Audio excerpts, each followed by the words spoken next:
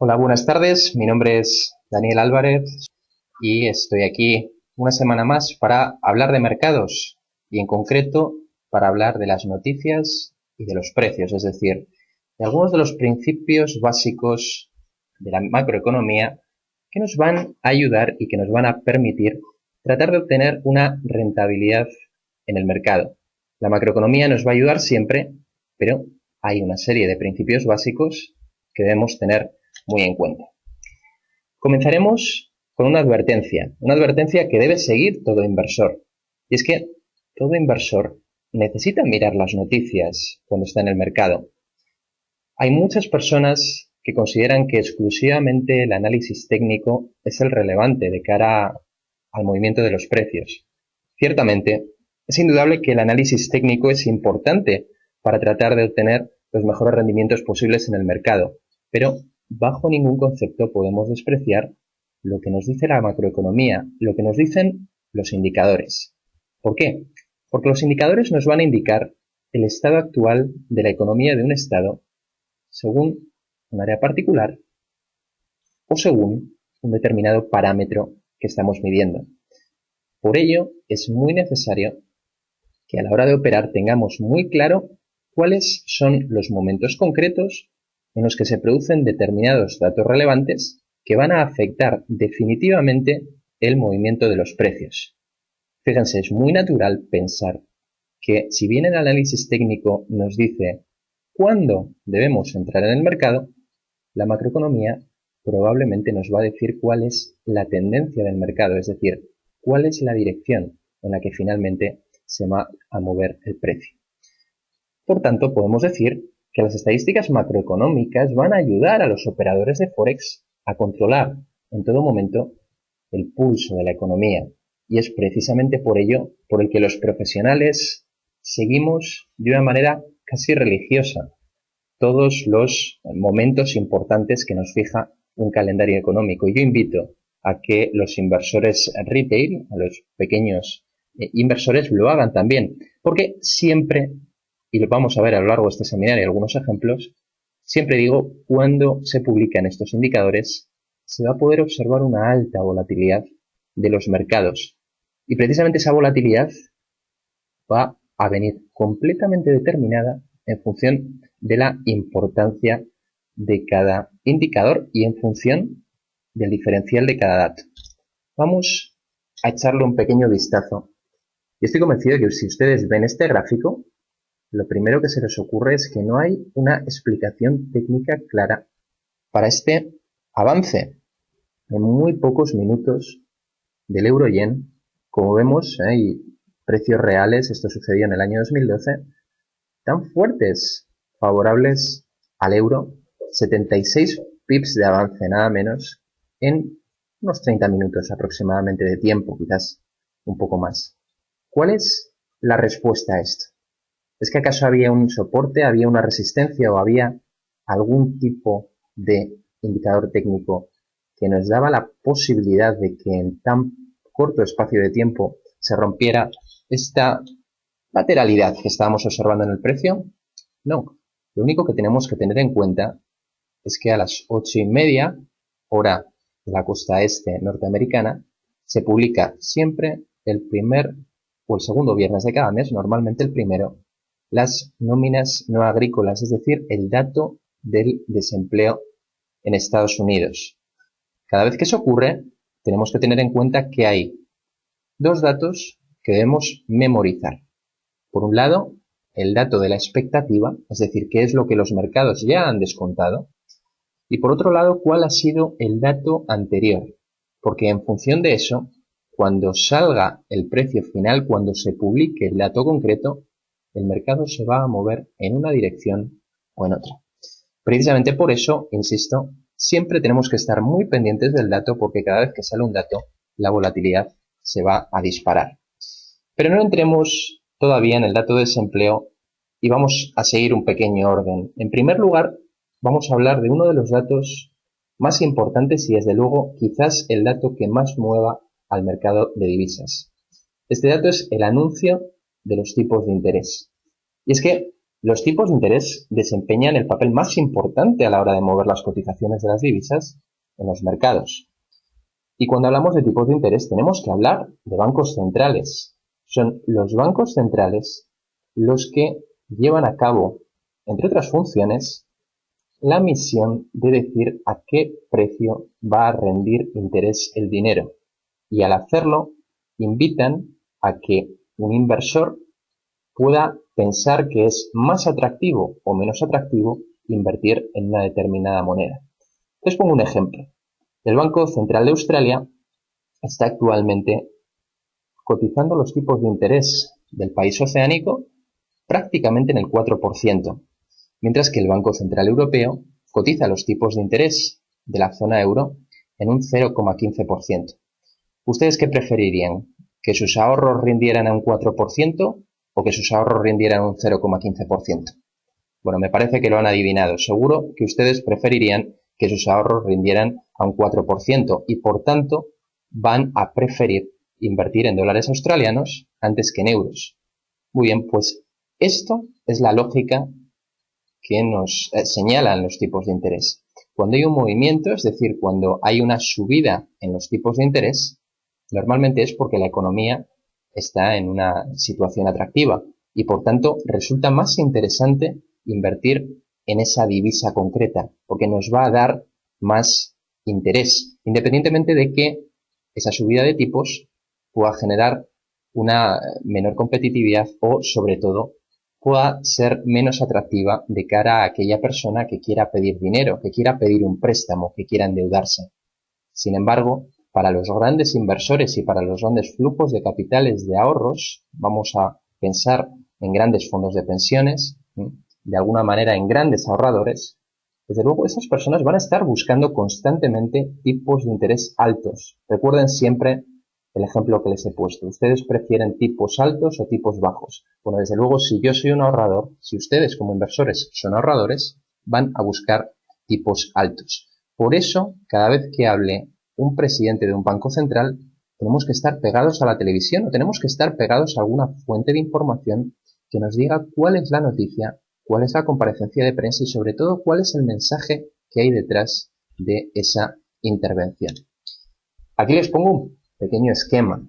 Si los tipos de interés oficial que genera o que publica un banco central disminuyen, evidentemente la financiación se abarata, de forma que hay más inversión y consumo, de forma que sube el crecimiento del PIB, es decir, del Producto Interior Bruto, hay una mayor liquidez y se estimula un repunte de precios. Si bien, y a pesar de todo esto, normalmente la divisa suele caer.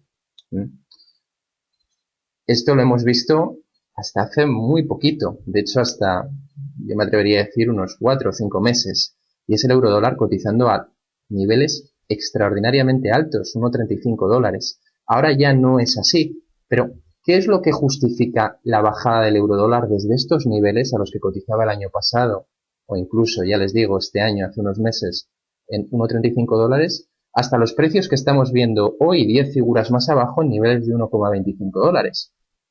Bueno, pues esa caída simplemente se viene ratificada por el hecho de que la zona euro ha decidido bajar los tipos del 0,75, que ven aquí que tenía durante todo el año 2012, hasta niveles de 0,15%, que son los niveles a los que el señor Mario Draghi ha puesto el euro.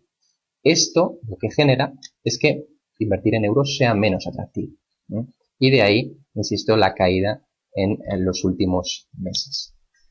En segundo lugar, y después de los tipos de interés, es muy importante que conozcamos el PIB, porque el PIB o GDP en términos anglosajones es la medida más amplia de la economía de un país que va a representar el valor total de los mercados de todos los bienes y servicios que ha producido un país durante un determinado año. Fíjense ustedes en el gráfico que les pongo en la parte de la derecha y verán cómo todos estos movimientos del PIB, toda esta subida que ha tenido Estados Unidos desde el año 96 hasta la caída de Lehman Brothers en el año 2008 de manera continuada y después a partir del tocar techo, tocar suelo, perdón, a principios del año 2009, también de manera continuada, se ha significado o ha generado un movimiento en bolsa con una enorme volatilidad. Fíjense como una subida pequeña del GDP, es decir, del PIB desde el año 96 hasta el año 2000, genera un movimiento en bolsa todavía más fuerte. Fíjense como una caída en la pendiente debido a la recesión del comienzo del año 2001 generó un movimiento fortísimo bajista en bolsa. Y sobre todo, fíjense como una pequeña caída del PIB de Estados Unidos tras la caída de Lehman Brothers generó una fortísima crisis bursátil, ya les digo, entre el verano del año 2008 y principios del año 2009. Una pequeña caída del PIB genera una fortísima caída en las bolsas. Un PIB creciendo de una manera normal, de una manera natural y constante, genera movimientos en bolsa alcistas. El tercer punto, el tercer dato macroeconómico que debemos tener en cuenta es la inflación, es decir, el índice de precios al consumo. Este IPC es seguramente el indicador más importante de la inflación y nos va a representar cuál es el ánimo que tienen los consumidores de un determinado país. Fíjense que cuando ustedes consumen, normalmente es porque la economía de su casa, la economía pequeña, su economía doméstica va bien. Cuanto mejor vaya su economía doméstica, más proclives van a ser ustedes a gastar y a consumir, porque se van a sentir más cómodos, no van a estar agobiados para llegar a fin de mes, ¿verdad? Bueno, pues precisamente por eso, cuando los precios de un país suben, es síntoma de que se está consumiendo. Lógicamente, si hay muchas personas que consumen más, los precios tenderán a subir, porque la demanda sube ante una oferta que se mantiene constante. Gracias a esta lógica económica básica, sabemos que si los precios suben, un determinado país está en una buena situación económica y por tanto su divisa resulta más atractiva para cualquier tipo de inversor. Fíjense ustedes en el ejemplo que les pongo, es el IPC de Australia que vivimos hace escasamente unos meses, en los cuales se esperaba una subida del 0,8% y simplemente subió un 0,6% con respecto al dato anterior, que generó un movimiento bajista fortísimo en apenas, fíjense que son velas de 5 minutos, en apenas 10 minutos. Esto ocurre constantemente, ya les digo, no hay análisis técnico que pueda sustentar esto. Lo único que tenemos que hacer es que si somos analistas técnicos, al menos debemos conocer cuándo se producen las publicaciones de estos datos para no estar en el mercado. Porque si estamos en el mercado en estos momentos, nos exponemos a estos sustos. Y el sobresalto, como ven, es mayúsculo. Es una decepción del mercado y el mercado, como les he mostrado antes en el gráfico del PIB, siempre se comporta de una manera volátil, de una manera histérica, si me permiten la opinión. Siempre el mercado va a magnificar los datos. Lo que diga el mercado normalmente es algo mucho más fuerte que la realidad que estamos viviendo. El mercado puede estar eufórico si el dato es bueno. Si el dato es simplemente un poquito bueno, se va a poner eufórico. Y si el dato es simplemente un poquito malo, probablemente se va a poner desesperado. Y fíjense ustedes, si no, la caída tan fuerte que hemos vivido en ese dato de inflación. Además, el dato de empleo, como les digo, probablemente el dato capital de aquellos datos que conocemos mensualmente es el dato de empleo, las nóminas no agrícolas, o en términos anglosajones non-farm payrolls, que publica Estados Unidos el primer viernes de cada mes. En algunas ocasiones es el segundo viernes, pero normalmente se suele publicar el primer viernes. Es fundamental para entender una economía saber cuál es el empleo que se está creando o que se está destruyendo. El dato de paro es muy importante para tratar de conocer la salud de una determinada economía y para ello les pido que tengan en cuenta que a todos los efectos un 5% en la tasa de desempleo es hablar de pleno empleo, es hablar de una economía sólida y todo aquello que esté entre el 5, el 6, el 7, el 8% es un buen dato. Sin embargo, cuando los datos de desempleo están en niveles superiores al 12%, yo diría que es una señal preocupante de una economía. Pero esto no es algo nuevo para el mercado. El mercado ya sabe y ya evalúa cómo está el dato de desempleo en una determinada economía.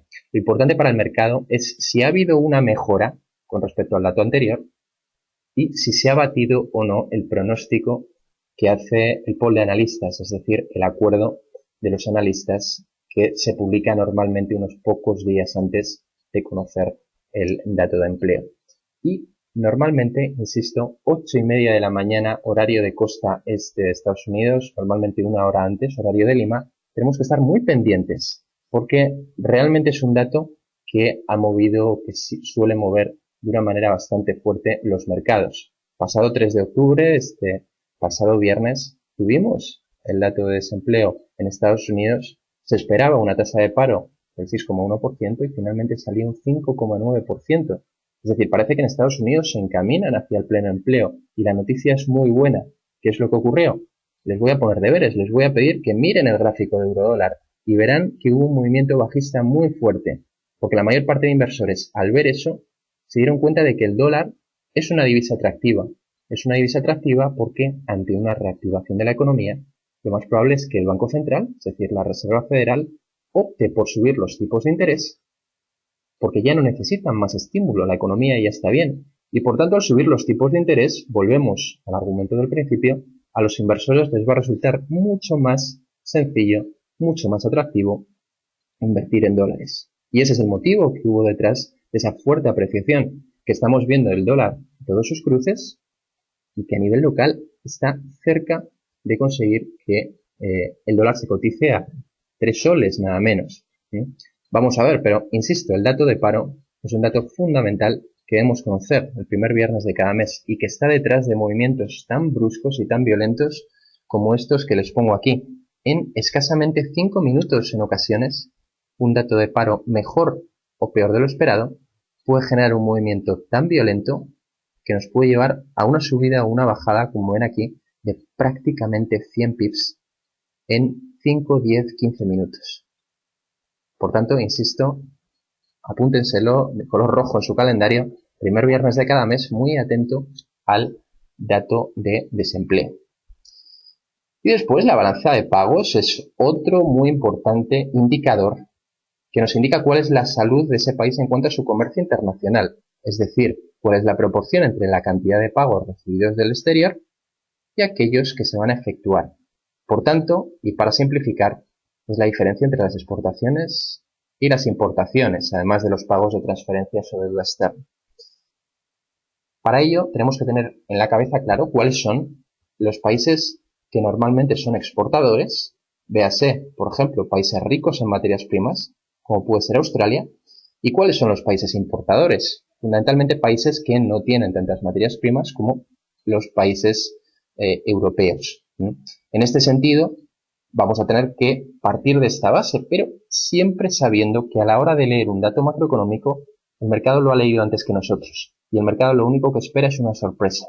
Por tanto, insisto, cada vez que aparece un dato macroeconómico, y la balanza de pagos no es una excepción, vamos a fijarnos en cuál es el dato anterior y cuál es el pronóstico del dato para esta ocasión. Fíjense aquí, en este caso concreto, ante la balanza de pagos en Estados Unidos, que fue deficitaria, es decir, fue en términos negativos, eso quiere decir que importaron más de lo que exportaron, el dato fue negativo y por tanto se generó un movimiento favorable al euro. Un movimiento de corto plazo, sin duda, porque no es un dato tan importante, pero al haber un dato negativo, como ven, el mercado tendió a subir.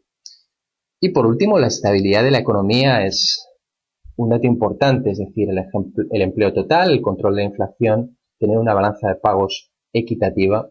Evidentemente, por muy bueno que sea un determinado dato, si la estabilidad de la economía no es buena, si es una zona de guerra, si es una zona deprimida, si hay tensiones geopolíticas, como vivimos de una manera prácticamente constante en Oriente Medio, más allá de lo que un dato macroeconómico pueda generar, que puede ser un movimiento a favor de unos pocos pips que puede durar escasamente minutos, en ocasiones solamente segundos, la tendencia de esa economía va a estar ligada a una bajada. o a una subida en caso de que la economía de un determinado país vaya bien. Los datos macroeconómicos al final son pequeños chispazos, pero que nos dan una idea muy buena de cuán atractivo es un determinado mercado para los inversores. Aquí tienen el ejemplo de lo que ha ocurrido en la libra frente al dólar en los últimos 30-35 años. Caídas, subidas que van absolutamente ligadas a las políticas económicas y a la situación geopolítica del Reino Unido, los acuerdos con la zona euro, el fracaso de la llegada al euro y la salida de la libra de todos esos tratados debido a la fuerte inyección de capital en contra de la libra que generó el señor George Soros, una serie de movimientos que han caracterizado los movimientos de esta divisa. Insisto, la estabilidad de la economía nos va a dar las pautas para saber cuál es la tendencia de un determinado activo, mientras que los datos macroeconómicos nos van a dar las claves, las chispas necesarias para encender nuestras rentabilidades en el estricto corto plazo. Señores, muchas gracias por su presencia y por su atención. Espero que este seminario les haya servido de ayuda. Se despide Daniel Álvarez desde Exhibit.